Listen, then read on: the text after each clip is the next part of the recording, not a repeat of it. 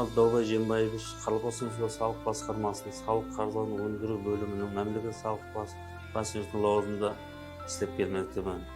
Осы салық системасына 20 жылдан астам түрлі лауазымдарда жұмыс істеп келдім.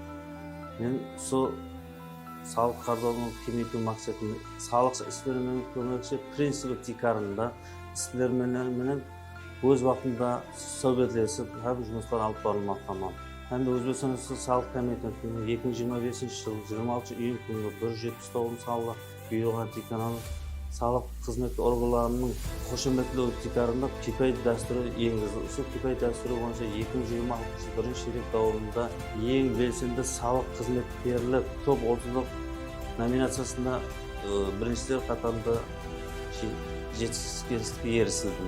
Bunday жоғары нәтижеге erishishim tek qana mening minnetim emas, barcha kasblarning minnati bor deb o'ylayman.